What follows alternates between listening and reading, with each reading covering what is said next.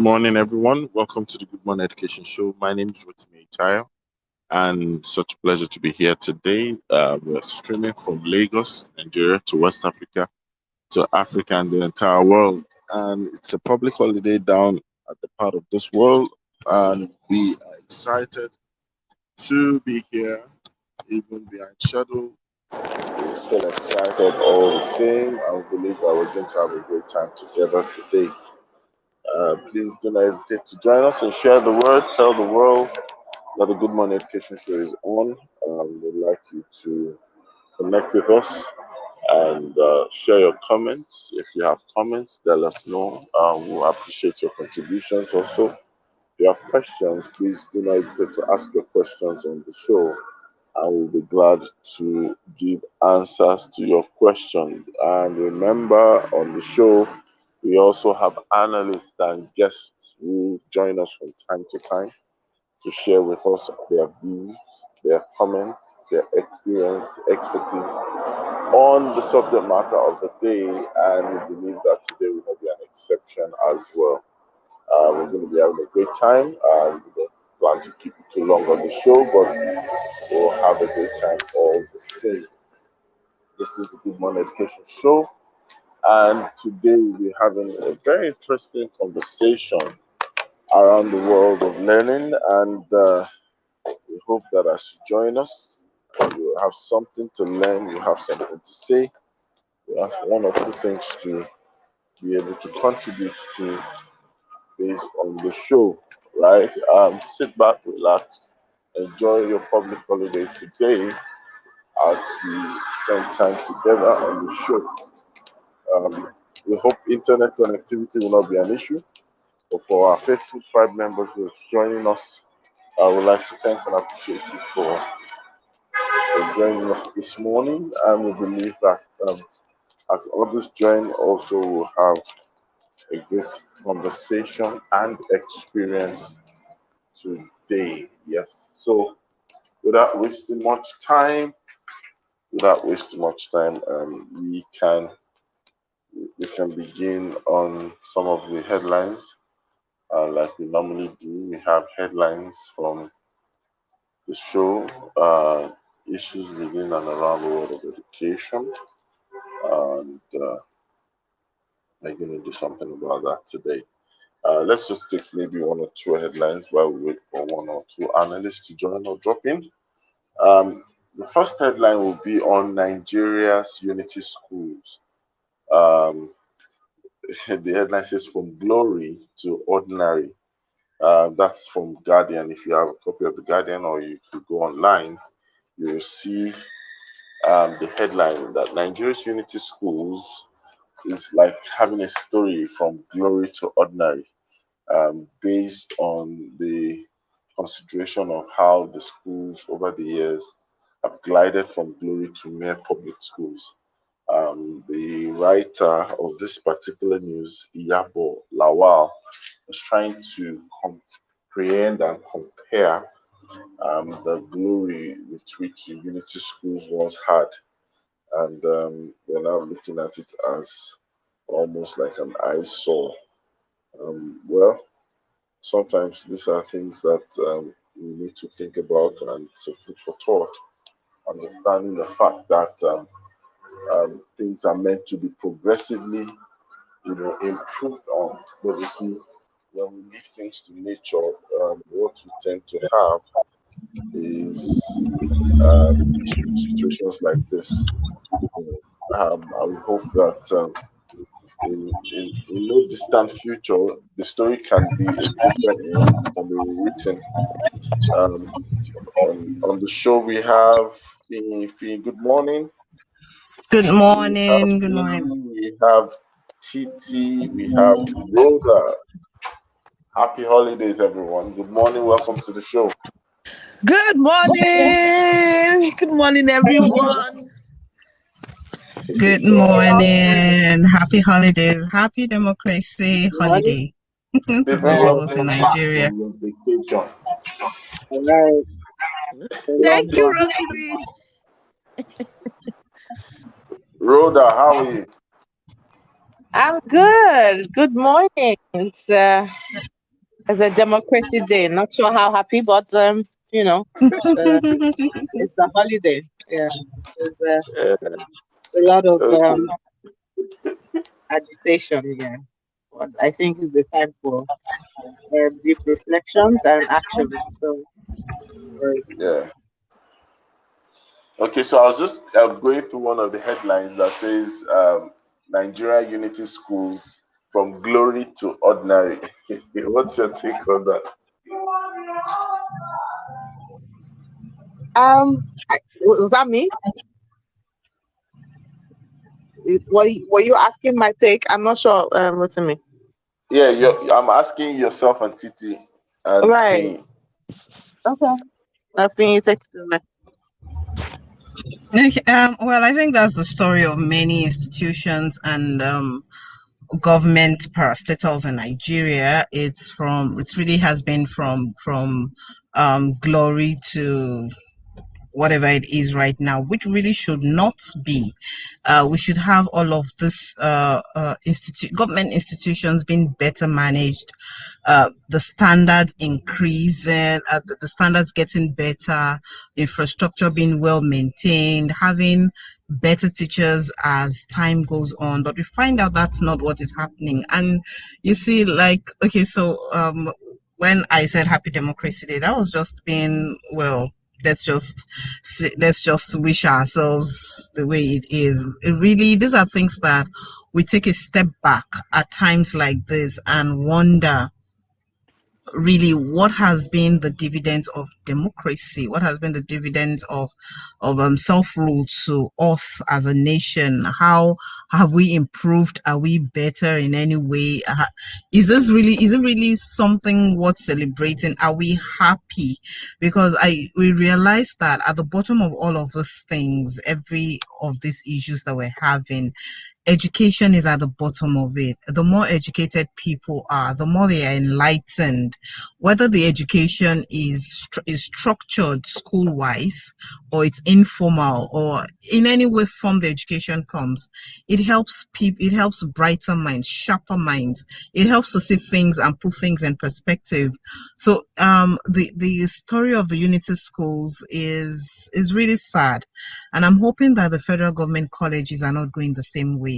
I'm hoping that they can be salvaged, so that something can be done about federal government colleges before we start having headlines like this about about those colleges very soon. Really, we need to take a step back. We need to be asking the right questions, not throwing banters here and there over things that really do not matter, but asking the right questions and posing the right challenges to our leaders. These are areas where many of them are products of these public institutions. They should not be allowed to go to rot.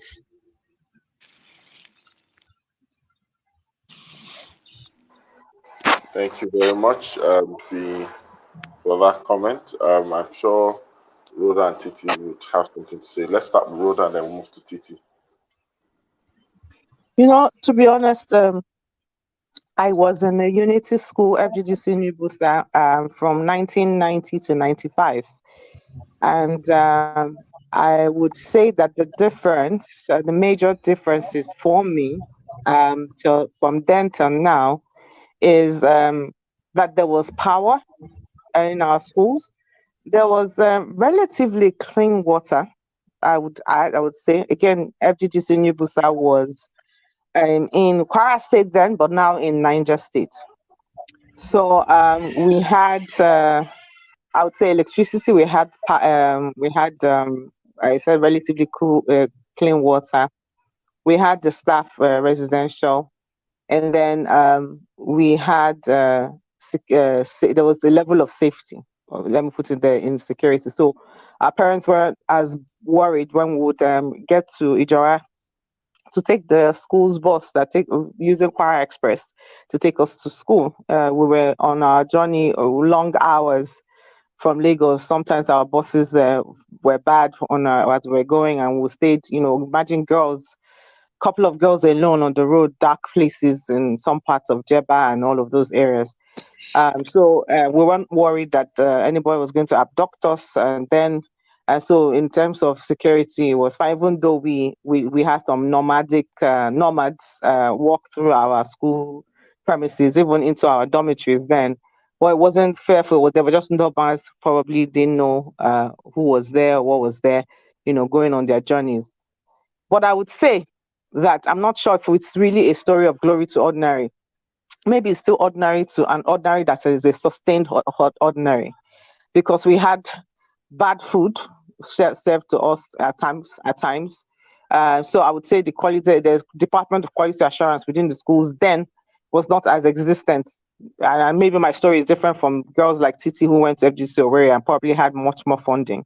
I don't know if it's going to be different, but it was still ordinary. I wouldn't call it glory, even from my time, and this is 1990. Know that anybody who was born then is now 31 or 30 at least. So there is a lot of work. No nation can rise above the quality of its teachers, above the quality of its education systems, and it is not shocking that this is the results of where we are. But yeah, maybe there was some glory, quality of teachers. There's a whole gamut of things that makes up a school. That for you to say that a school there was glory, if you want to depict that. So I'm just following the headlines because again, what they did there was we had a reputation of somebody reporting from Enugu to Minna to Oka to Calabar. So it's good reporting. Bad water and electricity and a couple of other things that were mentioned in that report. But I wouldn't necessarily call it glory. From that time, I wouldn't do that because if I look at the food that we ate, if I look at sometimes some security issues, if I look at access to certain things, my conditions that we were placed in, well, it was better than what it is now. I know that buildings are decrepit. We still had laboratories. Not all of the equipment needed for a secondary school child to thrive was in there. So we could go into the nitty gritties, but yeah, maybe my story is not a glory to ordinary. Um, Thank you, Rhoda. For me, the story of the Unity School is the story of Nigeria. As you pass on, even if I say mine were glory days, the people that were set ahead of me would have said, no, theirs were glory days, ours was ordinary. So it's really the story of Nigeria, where no matter where you look, it seems as if the past was always better. Um, and that's really what it is. It wasn't perfect even when we were there, and it's really what life is. Life is such that if you don't do something about it, even something that was good, it's like having a beautiful house. If it's not kept, it would lose its glory, and that's really what we are saying. You- Everything requires money. It requires funding to keep buildings intact, to maintain food standards, to fill up your labs with all the materials. It requires funding. And education over the years has been deprived of the needed funding. Whether the funding comes and it's mismanaged or is stolen, whatever the case, it doesn't get to where it is, and that's really the story of our country. And when we think of democracy, I beg to differ from Fee in blaming things on democracy. I blame it on the values that we hold as a nation. And the reason why I say that is that even when something is not in government, even when it's in private sector, the way people do things is reflective of even if they're in power. I was having a conversation with someone yesterday, and I said that it's easy for someone to say I'm not a thief, mainly because they've not been given an opportunity to steal. When people are given opportunities where they see money, 99% of people do steal, and that's what I've found to be true. It's only a very 1%, and this is even when they're in private sector where they are seeing small money. When they go to government, what would they do where they feel the money is theirs for the taking? And so that's really the story of our nation, where even when there's money, people are not held accountable. People are um, they're not held accountable. So everybody expects, you know, when they are there, I'll go and do one. And it's in every area of our lives in Nigeria. There's just that lack of accountability. I give you something, and people don't expect that they will account for it. I find it very funny. If I give you 100 naira, I want you to come back and tell me, give me a breakdown, say this is what you spent. I always expect it. And I feel it's something that we need to do more of. That expectation, hold people accountable. I think will begin to help us. And it starts, I was telling someone, I went to a church, and during the newsletter, they will give account of how much they received for offering, what was spent on the pastor, everything was accounted for. And that open accountability makes it, it's not as if people will not mismanage, but makes it hard because there's a level of accountability that is expected. So I think our story is a Nigerian story, and you see it in every area. If you see any that is shining, it's only because the place is new. It's only because the place is new. When the place settles down, it goes through the same cycle. I think it's something that we need to change. I think let me stop there.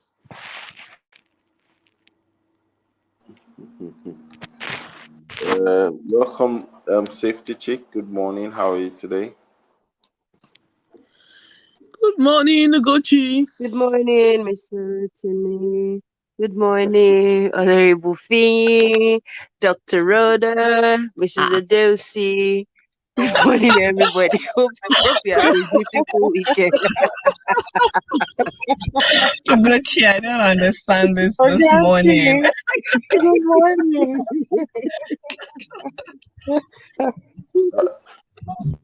Okay, so we have another headline. BUK warns students against protesting death of 200 level students. That's the management of Bayero University. They're warning that they shouldn't get into the issue of protest because, of course, everybody knows how protests can easily turn out. What's your take on that? Let me jump into this one because I read that headline.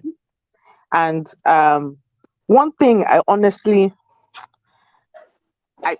okay, so anytime any institution of authority or a person of authority warns another of a protest, as far as I'm concerned, that is depriving a person or a group of people of their rights already. So it sounds wrong just from even listening to it. So that's the part that I didn't enjoy. But I said, okay, got into the headline, read it, and see what's the story in there. And it turns out that it's a student who goes out is in front of the school's gate and is hit by a vehicle. The boy did not die. What happened was that is at this time, his leg was is severely damaged. And so the recommendation from the hospital is cut off his leg. Yes, thank you so much. For him to leave. And then a decision was taken by someone, I don't know who, it wasn't very clear there, that they were unable to conduct that operation. And somebody is saying the students should not protest. What does it mean did they mean by unable to, or their inability to conduct the operation? Whatever is worth, whether it was that there was no professional, no facilities to conduct that operation. That is a reason for the students to protest. We're talking about their lives. Oh, don't forget that the university also gave out some kind of announcement that they call that they have written or asked the Federal Ministry of Works and Housing to come and fix their road and put bombs in front of their school gates. For whatever it was, there's a bit of neglect. Me being someone who could have died out of a hospital's neglect, I know what this means. So, but from the journey of they should not protest by telling them their fundamental human rights is everybody has a right to protest, including students. That's why students form a pressure group, a right pressure group. So the fact that there is levels of neglect and care Again, quality assurance, screaming its head again out loud in many places and institutions of power and of where we find ourselves, either a workplace or at home. I don't know. It's a disturbing headline. Wow. Any other person? One, I'm sure safety chick can jump in on this actually.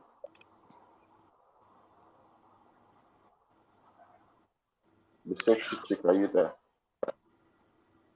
I Okay, think so I have they both covered it. We can move on to the next one, or maybe the main topic for the day. all right. Um, so let's go to the conversation of the day, the essence of play to learning.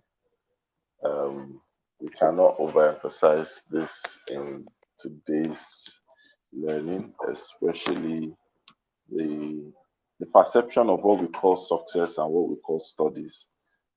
Sometimes you find out that a lot of people feel that if it's anything leisure driven or tilting to relaxation or fun, is considered unserious. It's considered waste of money. I call a friend did a video on Instagram and was asking his son, "What did you learn from school today? Or what did you do with my money today?"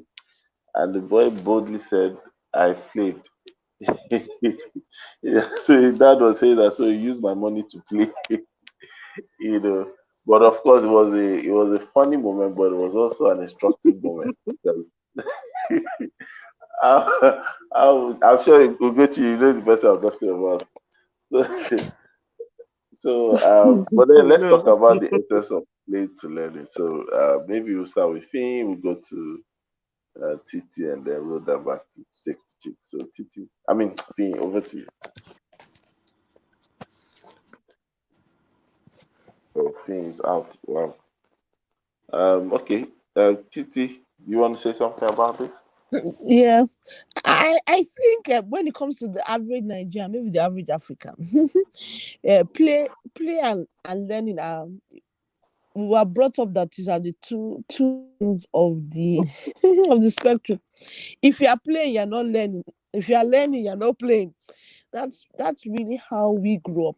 And let's be honest about that. Our parents felt that anything we were doing that was fun was affecting our books.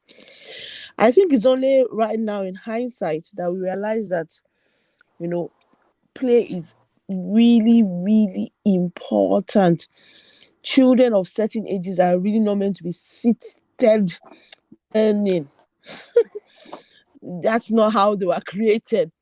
And even with that, there's a lot of learning that takes place in play. It's looking back at my childhood, realizing how we used to play, that I realized that the leadership skills that play brought us. When you decide all of you come and someone now comes and says, okay, this is how to do, let's form teams, let's do this. There was a lot of learning from that. It was in play we learned to manage people in terms of social interactions. And to be honest, a lot of the things that we did learn in play are things that we remember now. And now that I understand the science of it, to realize the kind of, chemicals that your brain releases when you're having fun, that allows for better association in in your brain, that then allows you to retain that memory even longer. So it's amazing now. And then I think also looking at various careers, realize that really there are some careers of play that continue to play such an important aspect in our world, that we need them, that they'll continue to be elevated. So when you look at entertainment as a whole, which is things to make you happy and play, they are giving an important position in our society above some of the more serious careers that our parents have, because human beings need that outlet. We need that balance. It's going to take us to change the mind of the various African parents, and it's a struggle. I mean, what we promote, the products we promote, are products that are fun learning. I can tell you, it's a uphill battle. A lot of parents don't just think Those two things go together. So you hear them, especially people that are their children are in nursery. What? Every time she comes back from school, I'm asking her what she's doing. They only play. She went to play out in sand. We're doing this, but it's only if the parents are ready to listen that you now begin to explain to them what they're actually learning, as they play. But most parents just believe it's play and learning are at two ends of the spectrum. Thank you very much.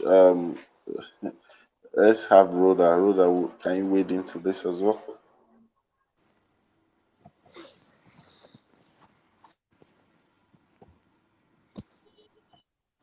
Rhoda, are you there?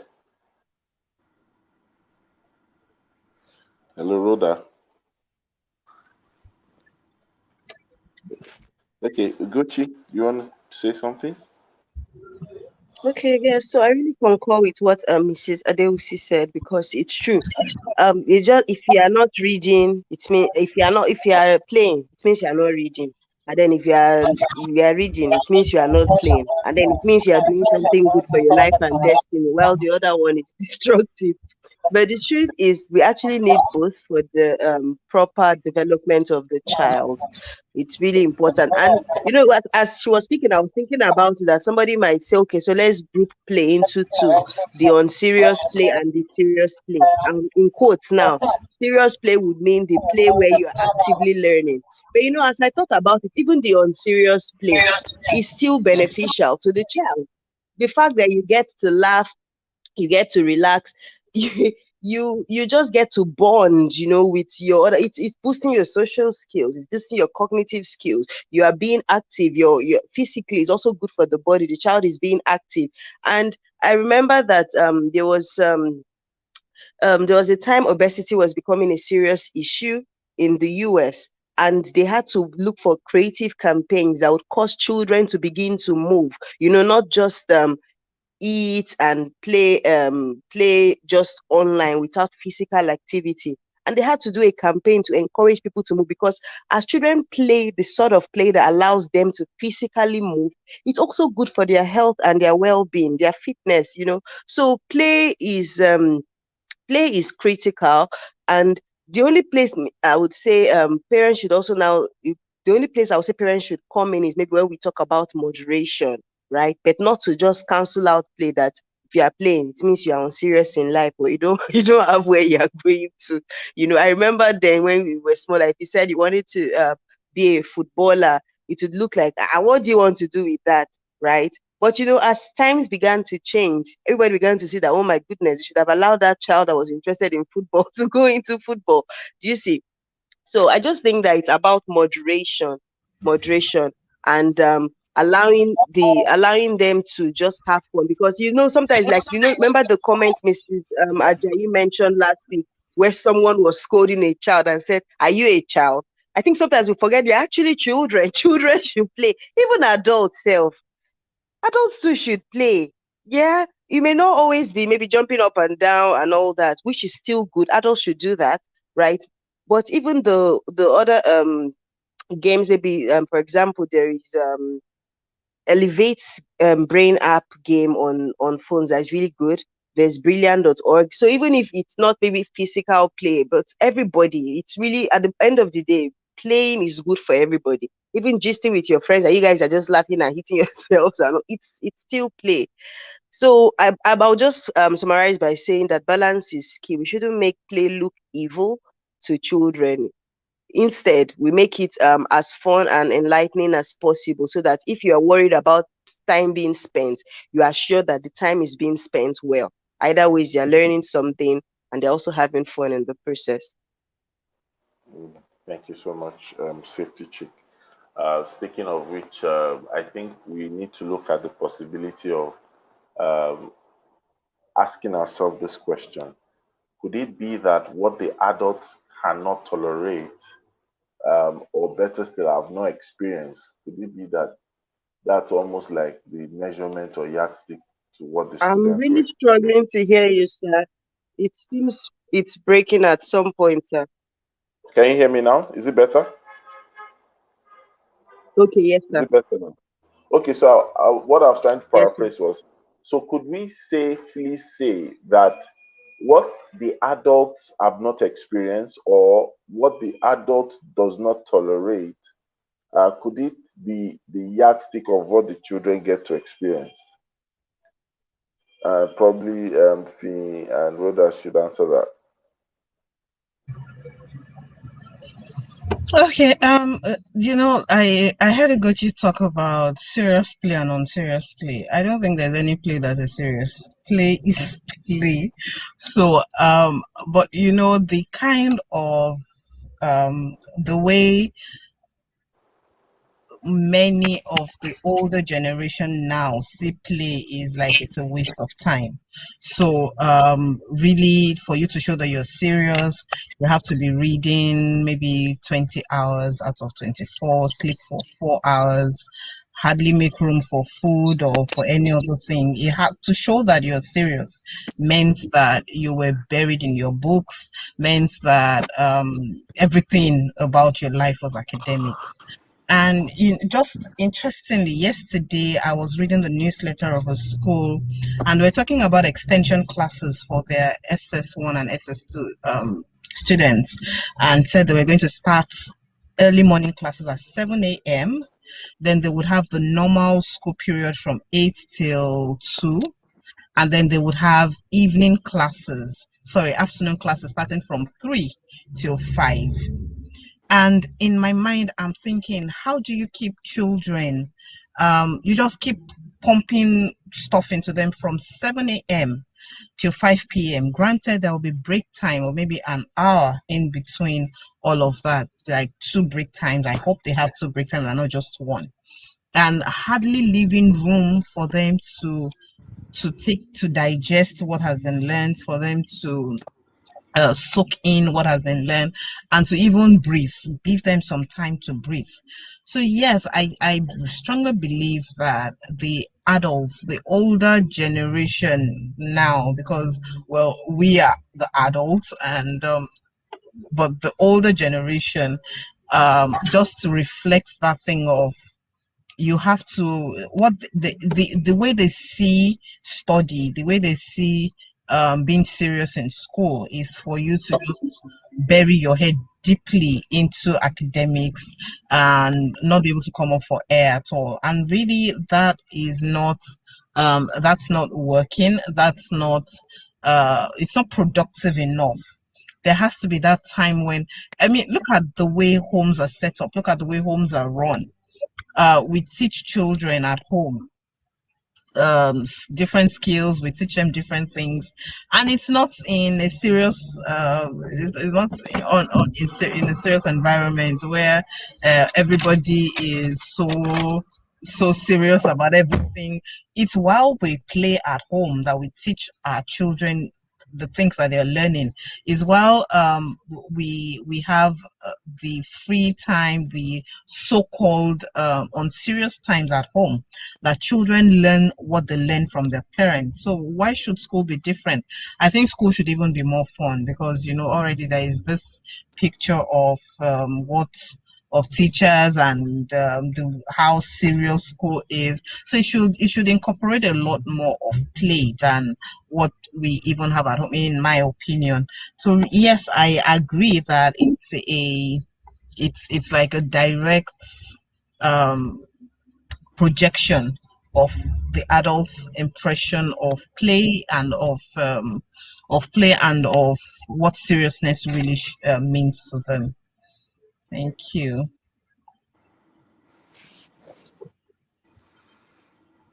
Is Rotimi still there? Maybe And Rhoda. Yeah. oh wow, he's Okay, out. Oh, maybe you can add to. yeah. Okay, so to answer Rotimi's question, I think that yes, it's true. There's a lot of times it's a reflection. The experience of play is a reflection of how the adults had constructed play in their lifetime. So it is always almost tied into that. But I think that's where, for the business of education or in the world of education, why we have things like professional development and training to reorient to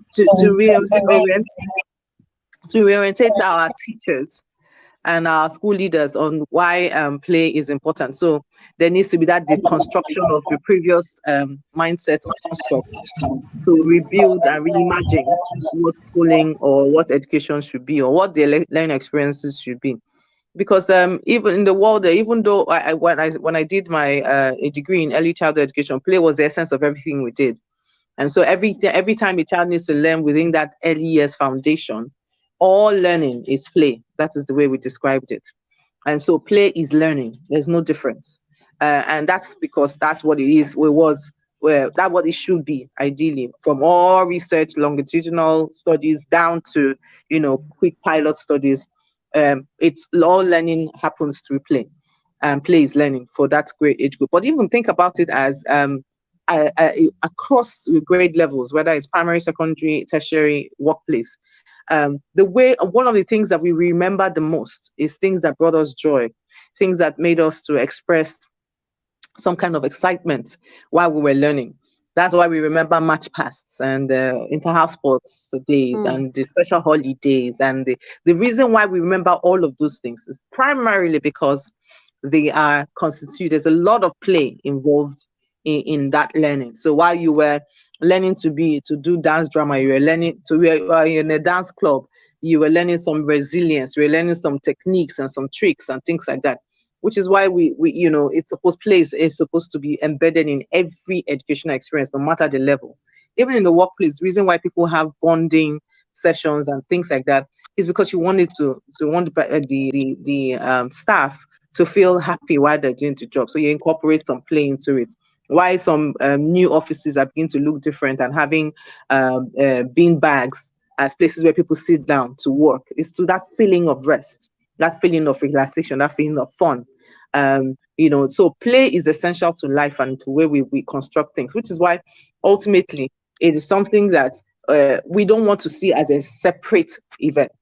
It has to be part of the daily event, the daily experience. That is, in every lesson there is play. In every session there's play.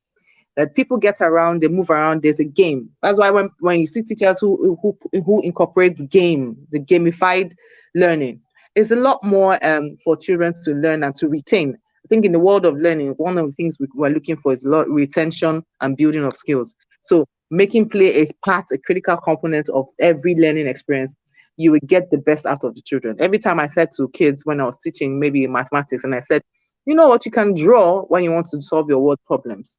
It made it easier when they were learning their multiplication tables. They were singing through it. They created rap songs out of multiplication tables, and it was fun. And my son is about to be 16, and he says how his classmates were telling their 9th grade math teacher the way they recall their mathematics their multiplication tables is the way they were taught when they were in 2nd grade, and I was their math teacher then.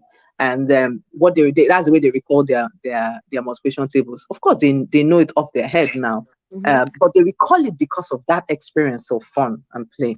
So it never leaves you. And if we can all incorporate play in the daily experience, even in the workplace, I think we'll all be better. And it helps us. One last thing I would say is play does, when people play, they build a lot of skills. There's some research that was carried out by some New Zealand researchers, and they were trying to tie play to how people manage emotions. And so they found out that when children did a lot of pretend play, and there were negative events in pretend play, they learned how to manage their emotions better, and they became more stronger social-emotional people with emotional intelligence. So you can see that there's a lot to learn while people play. They learn resilience, they learn how to manage their emotions, they learn critical thinking. That's when you're learning how to explore different ideas and all of that. So all of these forces we're looking at, you only can do it when there's an element of play, and there's play for different levels. Thank you, Rhoda. I really also liked what you said about the fact that in the workplace, because even we as adults, where there is play, where there's some bit of games, it eases the tension, it creates greater bonding, it creates greater memories. They say when all is done, the things that you remember is never the money. You never remember the money they gave you. You remember the experiences, you remember the memories. It's actually a scientific process that our brain just remembers the fun things. So as much as we want to, my question is, I think teachers are increasingly more open. Is how can we make the parents more open to play and gamified learning? I think that's really where we are seeing more of the challenge. I think with a lot of the personal development that is happening in the education system, teachers are more open to it. It's the parents that are I agree. I agree. are more I like, agree. what is this? Is this what Yeah, I'm paying school fees for? I'm telling you. But Titi, what good schools successfully do, which is why you have to take a good school will take their parent education key. It's very important. They will place optimum priority to parent education. So they constantly have parent education programs as part of their PTA experience, not just PTA to come and discuss issues. It's PTA to say, are you smarter than a fifth or a third grader? And parents take particular things that the kids do, and they find out, look, it's a lot. And then they now go through a particular, you now mimic a class to them.